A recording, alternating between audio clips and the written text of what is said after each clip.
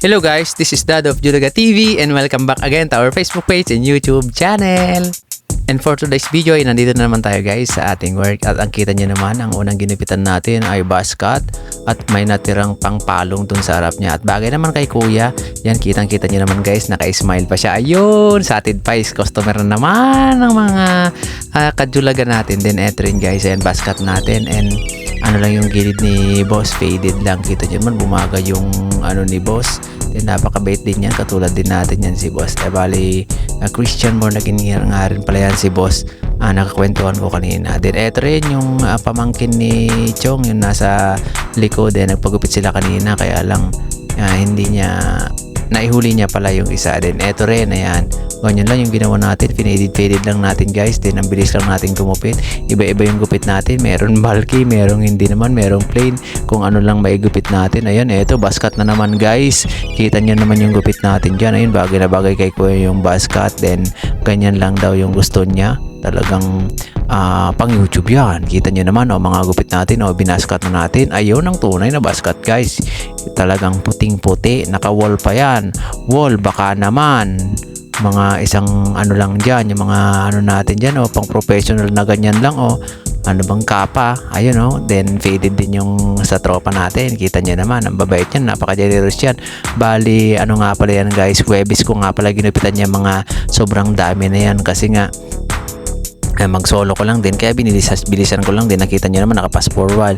Then eto rin yung isang bata, ang ginupit din natin, barbers guys. Kita nyo naman yung pagka-barbers ko dyan. Ayun bagay na bagay sa kanya. Kita nyo naman ang guwapo pa ng bata. At may naghihintay pa nga pala doon sa likod niya. Yun, natapos na si Boy. Ito na naman yung susunod na gugupitan natin, si Tropa, yung nagtitinda ng yelo. Nagde-deliver pala ng yelo, pero sarili niya yung business yung tinitinda niya. Kita nyo naman, bagay na bagay. Low paid lang yung ginawa natin. Then nilagyan lang natin ng hairline yung ano niya, bagay, parang Japanese yung style niya. Then eto rin si Tropa, ayan, ginupitan natin, high fade din yung ginupit natin. Then sa size niya, trim lang. And kinaliwat kanan natin, pinutol yung palong-palong dun sa gilid-gilid. Di sakto naman, satisfy customer na naman guys.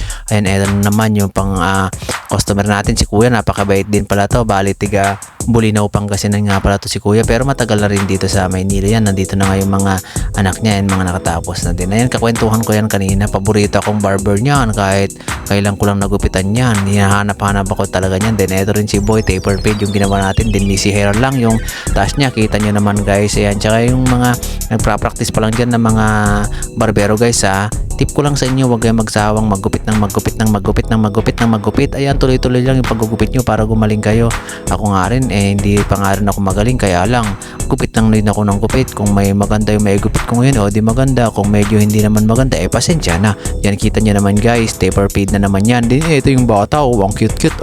Basta ginupit-gupitan ko lang yan guys. Pag may umupo dyan kung anong ipagupit, basta bata, gagawin natin pang student cut lang yung gupit nila. Kumbaga barbers lang yung gilid. Din taas niya, eto rin si low fade din to guys. Ayan, gilid lang talaga binawasan natin dito kay Tropa. Din basa-basa lang natin, wala naman tayong ginagawang enhance sa buhok nila dahil di naman tayo bumibili ng ganun. Din eto rin taper fade, low taper fade din to si Chong na tropa natin din dyan. Mga estudyante pa lang tong mga to.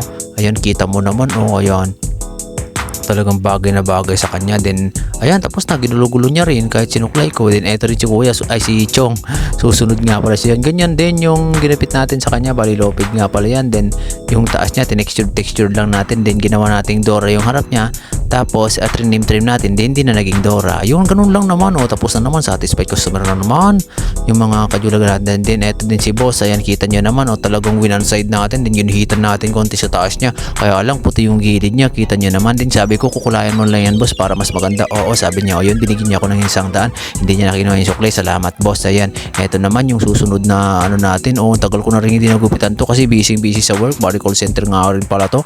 Ayan guys, kita nyo naman pinade lang natin din dun sa taas na, konti lang binawasan natin. Ayun, satisfy customer na naman and hindi niya na rin kinuha yung sukli. Ito rin yung batang ito, ayan ganyan lang yung ginawa natin. Kumbaga pinade lang natin, kahit high fade, mid fade, isa na lang yan, basta pinade na natin, tapos na din yung taas niya, hindi na natin binawasan. Trim natin, okay naman daw sa kanya, ganun lang daw gusto niya. Then eto guys, ayan, taper fade lang yung ginawa natin kay tropa, bali Muslim nga pala to, kaibigan natin. Talagang dito nagpapagupit to kahit ang daming gupitan dun sa lumang palengke guys.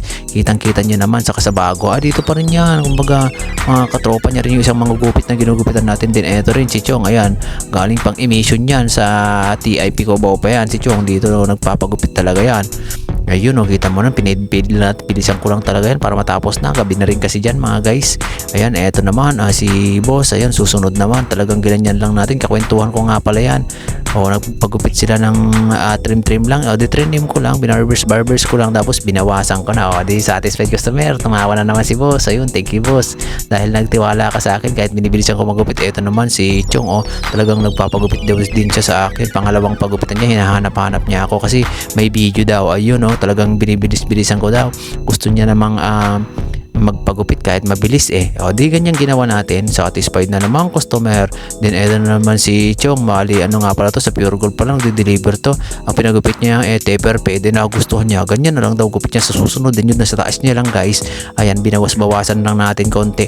Wall, baka naman yung kapa lang yan, baka may magpadala sa atin ng kapa. Then eto naman, magpa-enroll daw yung batang to, kaya student cut lang daw yung gupit niya. Then student cut natin, tapos na naman. Eto din naman yung isa.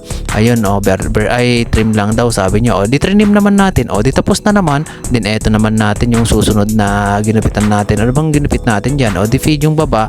Tapos ginanon lang natin yung taas niya. Texture lang natin. Bali malapit na nga pala tayo matapos dyan mga kajuluga. Ilan na lang yung naghihintay dun dun sa gilid.